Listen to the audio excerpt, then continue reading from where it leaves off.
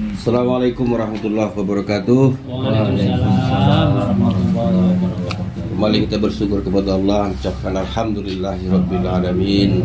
Bersalawat kepada Nabi dan mengucapkan Allahumma sholli ala sayyidina Muhammad wa ala ali sayyidina Muhammad. Bapak-bapak hadirin, para jamaah yasinan yang dirahmati Allah Subhanahu wa taala. Ini Mas Muji udah lama enggak ceramah nih, jadi kadang-kadang banyak lupa gitu, Pak. Karena saat-saat kemarin saatnya menipi, ini berusaha bangkit dan kembali ke tengah, kan begitu. Bapak-bapak hadirin yang berbahagia, kajian singkat sore ini ada sebuah hadis Nabi yang akan saya sampaikan, mudah-mudahan bisa kita amalkan. Termasuk saya pun yang menyampaikannya. Kadang-kadang sedangkan disampaikan aja kita tak bisa mengamalkannya, apalagi tak ada yang menyampaikan. Jadi kita coba perlahan. Sembari kita dalam perantauan ini, kita sibuk mencari kehidupan kita untuk dunia kita, tapi sesekali, 1 bulan sekali kita sempatkan untuk mencari amal ibadah untuk akhirat kita. Di dalam hadis Nabi Muhammad SAW yang diriwayatkan oleh Al-Baihaqi, salasun munazziat, ada 3 perkara yang bisa menyelamatkan manusia. Kalau 3 perkara ini bisa kita amalkan, sesulit apapun kehidupan, sekejam apapun situasi kita, apapun yang terjadi dalam dunia ini, insya Allah kita akan termasuk orang yang selamat. Apa modal kita yang pertama yang harus kita terapkan, yang harus kita jadikan karakter diri kita? Yang pertama kata Nabi Muhammad SAW, fa'ammal munazziat. Adapun ciri orang yang selamat itu adalah pertama kata at-taqwa bisyirri wa alaniyah.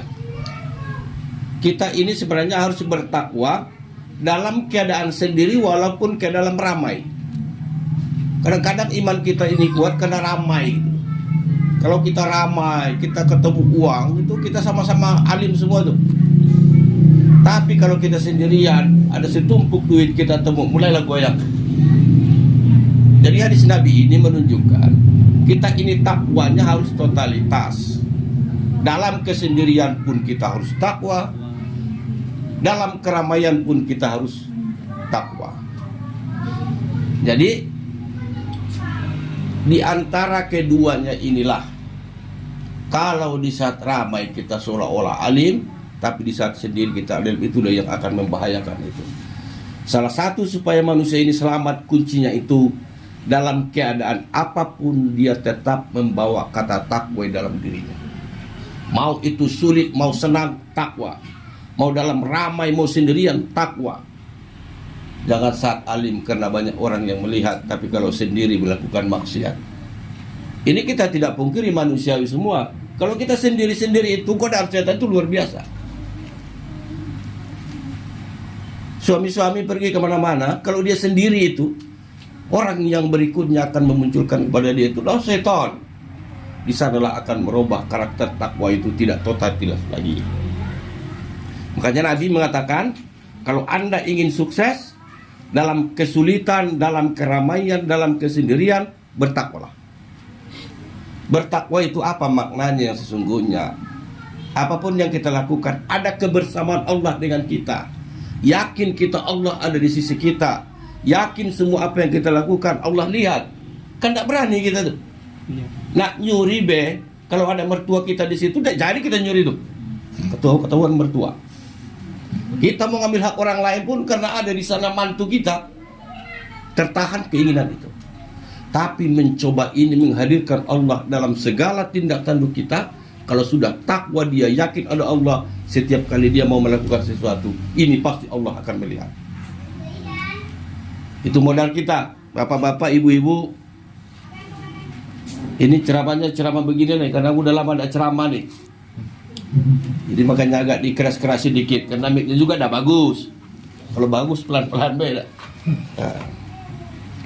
Apalagi ini modal pertama kita nih. Kalau kita selamat ini, Jangan kita beranggapan kalau ini dunia ini sudah kita genggam lalu kita selamat. Salah tuh. Andaikan semua WKS milik kita pun belum tentu kita selamat tuh.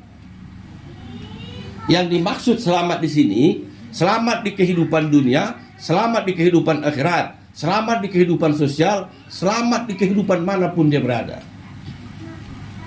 Kalau hanya soal kesenangan dunia ini diberikan seluas harta WKS ke kita, tiba-tiba kita maksiat menyelubungi diri kita, menikmati hanya berapa tahun?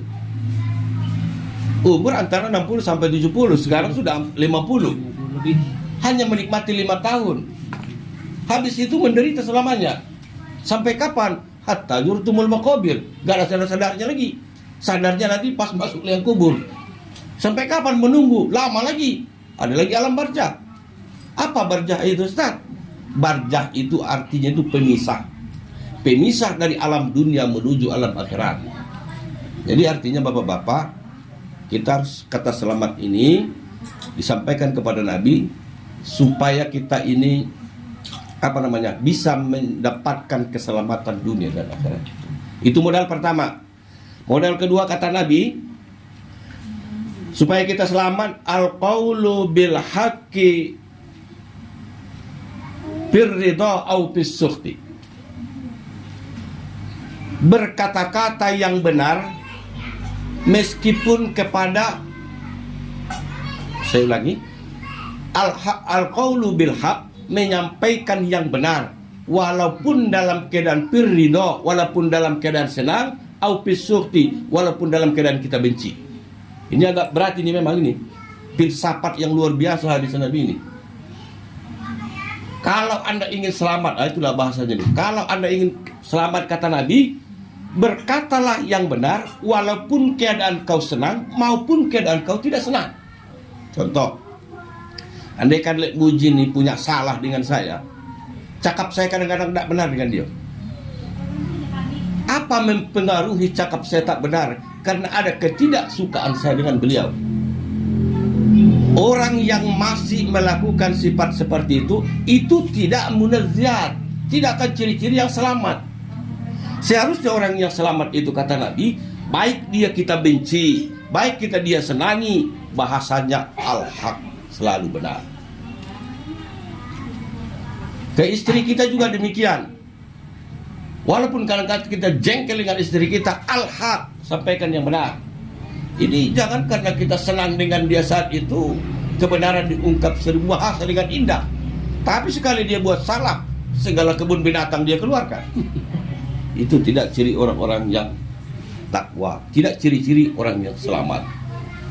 Andaikan ada orang yang tidak kau benci, pertahankan lidahmu untuk tidak mengatakan yang kotor kepadanya. Makanya kalau pepatah kita di kampung-kampung itu apa namanya? Kalau kau baik, apa tuh? Aku lebih baik darimu.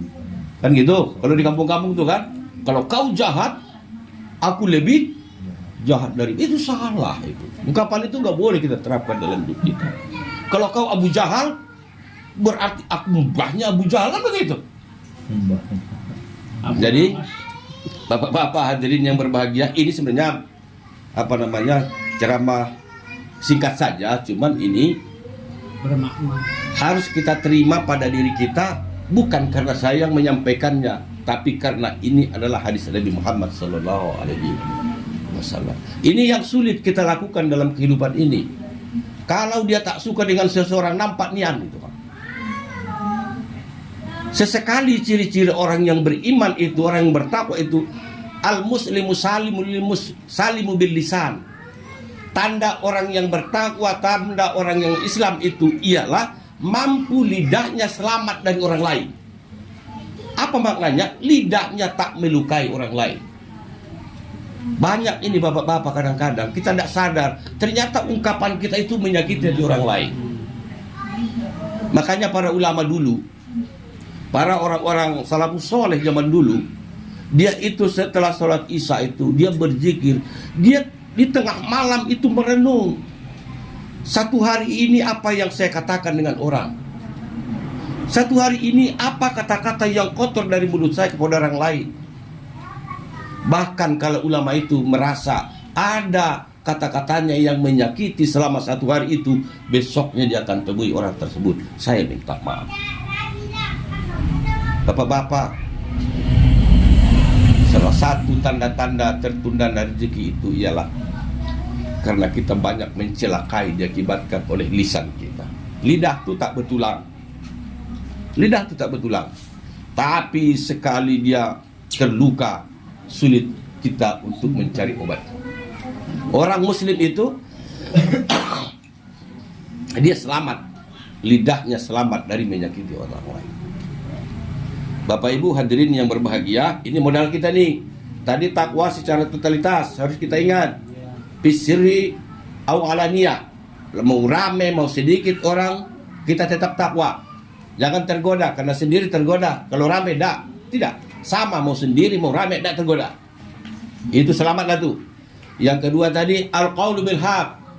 Usahakan setiap hari itu mengucapkan yang benar, baik itu dalam keadaan kepada orang yang kau senangi maupun kepada orang yang tak kau senangi. Ini yang sulit, tapi walaupun sulit karena tujuannya selamat, maka ini harus kita lakukan. Harus kita biasakan.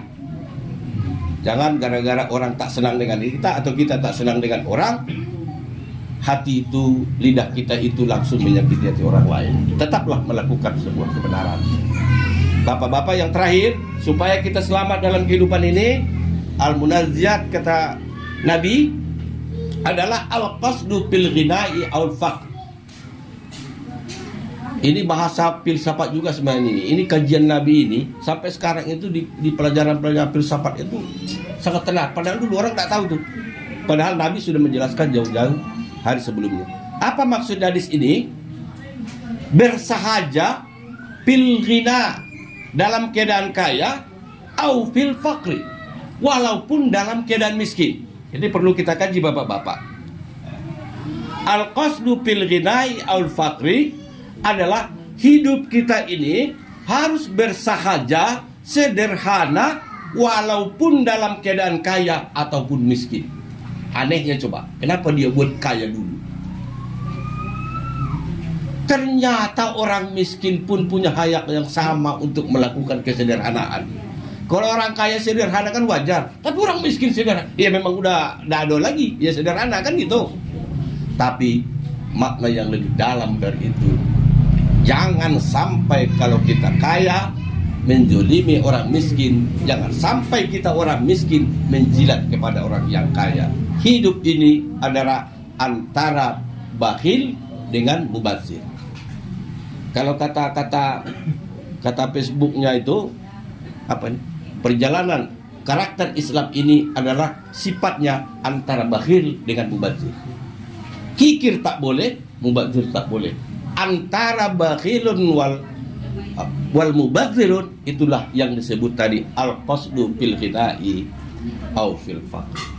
Jadi yang kaya jangan sampai merendahkan orang yang miskin, yang miskin pun jangan menaruh apanya terlalu di bawah.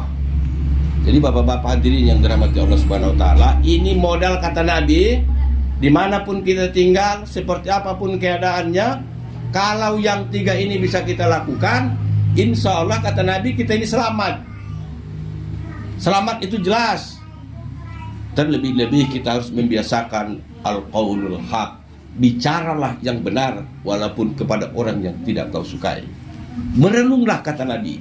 Satu hari itu apa cakapmu, kata-katamu, berapa kata keluar dari mulutmu, apa saja yang kau sampaikan. Ulang lagi, teliti lagi. Adakah orang yang sakit hati dengan kata-kata dan ucapanmu itu? Kalau ada, orang-orang saleh dulu langsung besoknya dia datang minta maaf itu. Jadi inilah guna pengajian kita, inilah guna yasinan kita, supaya tawasau bil haq, saling menasehati. Andaikan ada saudara kita yang muslim kurang tepat, kita sampaikan. Andaikan saudara kita yang terlanjur, kita sampaikan. Begini loh, tunjukkan, sampaikan. Jangan sampai kita sudah tua tapi tak mampu menerapkan al-qaulu bil haq. Sudah tua, tak tahu cara menyampaikan yang benar. Asal dia ngomong, sakit hati orang. Ada juga sifat pandai jelek muji kan? Asal dia ngomong, orang sakit hati gitu. Apa kata orang sih? Sifat lidah apa namanya? Iya. Apa namanya? Kalau di sini ada istilah Jambi kalau tidak salah tuh. Jadi Dia supaya lidah. mulutnya itu berbisa gitu Pak. Iya. Dia senyum menyampaikannya, tapi orang lain menjerit, sakit batinnya gitu. Dia tidak tahu dia tersinggung tuh. Jadi oleh karena itu bapak-bapak melalui pengajian singkat ini kita evaluasi diri kita. Setiap hari harus kita evaluasi berapa kali lidah ini menyakiti orang lain, berapa kali lidah ini mengucapkan al-haq, berapa kali lidah ini berzikir. Itu harus kita evaluasi terus. Kenapa gitu kita lakukan? Supaya kita selamat dunia dan selamat di akhirat. Bapak-bapak hadirin yang dirahmati Allah Subhanahu wa taala, barangkali itu pengajian kita kedengaran enggak ke ibu-ibu? Kedengaran? Udah sengaja saya tarik volumenya ini. Kalau di tempat lain saya ceramah agak kuat, datang kopi susu itu biasanya. Tapi karena rumah dewek, biarlah air putih be. Jadi mudah-mudahan pertemuan ini kita semua sehat-sehat, saling menasihati. Lebih baik saling menasihati daripada saling menggunjing. Saling menasihatilah dengan elok.